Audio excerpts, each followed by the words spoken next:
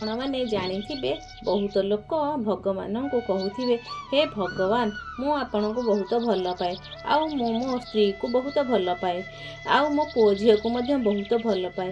କିନ୍ତୁ ସତରେ ଏହି ଯେଉଁ ଶବ୍ଦ ପ୍ରୟୋଗ କରନ୍ତି ସେ ଲୋକଙ୍କୁ ପ୍ରକୃତରେ ଭଲ ପାଇବା କ'ଣ ଜଣା ନଥାଏ। ସତରେ ଭଲ ପାଇବା କ'ଣ, କାହାକୁ କୁହାଯାଏ, ଭଲ ପାଇବା କ'ଣ ବହୁତ କମ୍ ଲୋକ ଜାଣନ୍ତି। ଆଜିର ଯୁବପିଢ଼ି ଆକର୍ଷଣକୁ ଭଲ ପାଇବା କୁହନ୍ତି। ଆସନ୍ତୁ ଜାଣିବା ଭଲ ପାଇବା କ'ଣ। ଭଲ ପାଇବା ଏମିତି ଏକ ଜିନିଷ କେଉଁଠି ବି କିଛି ବି ପରିସ୍ଥିତିରେ ସମାପ୍ତ ହୁଏ ନାହିଁ।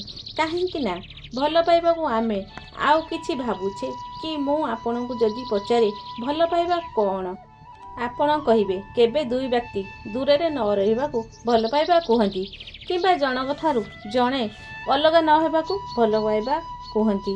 ଯଦି ହଁ, ତାହେଲେ ଉଦାହରଣ ମୁଁ ଗୋଟେ କହୁଛି। ଗୋଟେ ମଦୁଆ ଯଦି ବହୁତ ମଦ ପିଏ, ତାହେଲେ ସେ କହିବ ମୁଁ ମଦ ଛାଡ଼ିବିନି, ମଦ ମୋ ଠାରୁ କେବେ ଦୂରକୁ ନ ଯାଉ। କ'ଣ ଏହା ଭଲ ପାଇବା କୁହାଯାଏ? କ'ଣ ଆପଣଙ୍କୁ ଯଦି ଆଉ କାହାର ଖୁସି ଭଲ ଲାଗେ, ଏହାକୁ ଭଲ ପାଇବା କୁହାଯାଏ? ଗୋଟେ ମାଆର ପୁଅ ଯଦି କିଛି ଖରାପ କାମରେ ଫସିଛି, ତାକୁ ଖୁସି ମିଳେ, ଆଉ ତା ମା ତା ଖୁସିକୁ ନିଜ ଖୁସି ମାନିଯାଏ, କ'ଣ ସେଠି ମା ଆଉ ପୁଅର ଭଲ ପାଇବା କହିବା? ଭଲ ପାଇବାରେ କିଛି ଦିଆନିଆ ହୁଏ ନାହିଁ। ଯେଉଁଠି କିଛି ବଦଳିବାରେ ଆଶା ଥାଏ, ସେଠାରେ ଯଥାର୍ଥ ପ୍ରେମ ହୁଏ ନାହିଁ। ସେଠାରେ ଏକ ପ୍ରକାର ଦୋକାନ ହୋଇଯାଏ।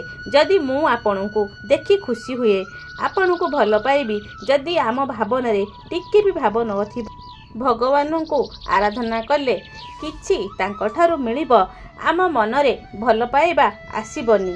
ଯେଉଁ ଲୋକ କିଛି ପାଇବା ପାଇଁ ଭଗବାନଙ୍କୁ ପୂଜା କରନ୍ତି, ଯଦି ତାଙ୍କୁ ନ ମିଳେ ନିଶ୍ଚୟ ସେ ତାଙ୍କ ପୂଜା କରିବା ଛାଡ଼ିଦେବେ।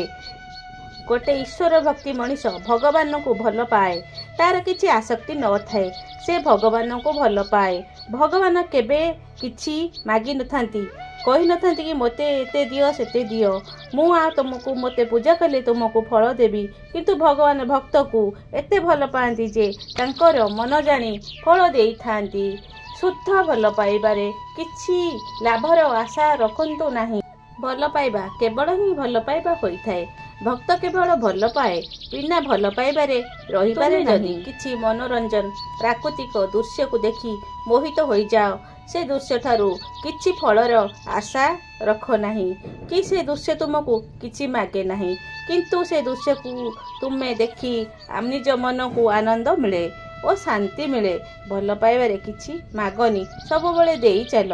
ଭଲ ପାଇବାରେ ଭୟଭୀତ ହୁଅନ୍ତୁ ନାହିଁ। ଯେଉଁମାନେ ଭୟଭୀତ ହୁଅନ୍ତି ସେ ଭଗବାନଙ୍କୁ ଭଲ ପାଆନ୍ତି ନାହିଁ। ଭଲ ପାଇବା ସବୁ ପ୍ରକାରର ଭୟକୁ ଦୂର କରେ। ଉଦାହରଣ, ଯଦି ଜଣେ ଯୁବତୀ ରାସ୍ତାରେ ଯାଉଥିବ ଆଉ ତା ଉପରେ କୁକୁର ଭୋକିବ, ସେ ଡରିକି ଦୌଡ଼ିବ। କିନ୍ତୁ ତା ପରଦିନ ସେ ସ୍ତ୍ରୀ ଲୋକଟି ତା ପୁଅକୁ ଧରି ଯାଉଥିବ, ଆଉ ତା ପୁଅ ଉପରେ ଯଦି ବାଘ ଆଟାକ୍ କରେ, ଭାବନ୍ତୁ କ'ଣ ସେ କରିବ? ସେ ପିଲାକୁ ରକ୍ଷା କରିବାକୁ ସେ ବାଘ ମୁହଁକୁ ବି ଚାଲିଯିବ। ଯଦି ତୁମ ମନରେ ଭୟ ଅଛି, ମନ ଭିତରେ ଭଲ ପାଇବା ଆସିବନି। ଆପଣ ଭଲ ପାଇବାକୁ ଈଶ୍ୱର କହିପାରିବେ। ଭଲ ପାଇବା ଏ ନୁହେଁ କି ଦୁଇ ଲୋକ ଭଲରେ କଥା ହୋଇଯିବେ ଆଉ କହିବେ ମୋତେ ପ୍ରେମ ହୋଇଗଲା, ମୁଁ ତୁମକୁ ଭଲ ପାଇଗଲି, ପୁଣି କିଛି ଦିନ ପରେ ଅଲଗା ହୋଇଯାଆନ୍ତି। ଯେବେ ଅଲଗା ହୋଇଗଲେ ଜାଣିବେ ତାଙ୍କର ଭଲ ପାଇବା ନଥିଲା।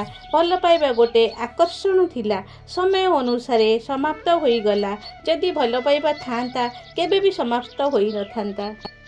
ଯଦି କାହାର ସୁନ୍ଦର ରୂପର ଦେଖି ଭଲ ପାଇଲ, ତାହେଲେ ତୁମେ ଭୁଲ। କାହିଁକି ନା ବ୍ୟକ୍ତିର ସୁନ୍ଦରତା ସେ ନୁହେଁ। ସୁନ୍ଦରତା ତ ତା ବାପା ମା ଦେଇଛନ୍ତି, ଆଉ ତା ସୁନ୍ଦରତା ଯଦି କିଛି କାରଣ ପାଇଁ ଚାଲିଗଲା, ଆପଣଙ୍କ ପ୍ରେମ ବି ଚାଲିଯିବ। ମୁଁ କହୁନି ଭୁଲ ଯେ ଆକର୍ଷଣ ପ୍ରେମର ଏକ ରୂପ, କିନ୍ତୁ ଆକର୍ଷଣ କାହାର ତତ୍ତ୍ୱ ଉପରେ ନିର୍ଭର କରେ। ଯେବେ ଥାଏ ଏ ତତ୍ତ୍ୱ ଆମ ଭିତରେ ଥିବ, ଆମେ ଆକର୍ଷିତ ହେବା। ଆକର୍ଷଣ ଚୁମ୍ବକ ପରି ହୋଇଥାଏ। ଆମେ କାହାରି ଗୁଣକୁ ଆକର୍ଷିତ ହୋଇ ତାକୁ ପ୍ରେମ ରୂପର ନାମ ଦେଇଥାଉ। ଯେବେ ଭଲ ପାଇବା କୌଣସି ଆସକ୍ତିର ବ୍ୟକ୍ତିର ସୁନ୍ଦରତା ହୋଇଥାଏ, ବ୍ୟକ୍ତିର ଆନ୍ତରିକ ଗୁଣ କେବେ ବଦଳେ ନାହିଁ। ତେବେ ବାହାରି ତତ୍ତ୍ୱରେ ଥିବ ତ ବଦଳିବ ଏକ ଦିନ। ସତ ପ୍ରେମ ଆନ୍ତରିକ ସୁନ୍ଦରରେ ହୋଇଥାଏ ନା ବାହାରି ସୁନ୍ଦରତାରେ? ପ୍ରେମ କେବେ ବଢ଼େନି କି ଛିଡ଼େନି। ମାନ ଦେଲା ବାଲା ଉପରେ ରାଗ ଆସେନି, କି ଅପମାନ ଦେଲେ କିଛି ଉଦ୍ଦେଶ୍ୟ ନଥାଏ। ଏମିତି ପ୍ରେମର ଦୁନିଆ ନିର୍ଦ୍ଦୋଷ ଦେଖାଯାଏ। ଏ ପ୍ରେମ ମଣିଷ ରୂପରେ ଭଗବାନଙ୍କର ଅନୁଭବ କରାଏ। ସତରେ ପ୍ରେମ ଏକ ଏପରି ଜିନିଷ ଯାହାକି ଭାବନାରେ ବାନ୍ଧି ହୁଏ ନାହିଁ। ସତ ପ୍ରେମ କେବେ ବଦଳେ ନାହିଁ, କିନ୍ତୁ ସମୟ ଅନୁସାରେ ଆହୁରି ମଜବୁତ ବା ଗଭୀର ହୋଇଥାଏ। ରହୁଛି। ଭଲ ଲାଗିଲେ ଲାଇକ୍ଟେ ସେୟାରଟେ ନିଶ୍ଚୟ କରିବେ। ରାଧେ କୃଷ୍ଣ, ରାଧେ କୃଷ୍ଣ, ରାଧେ।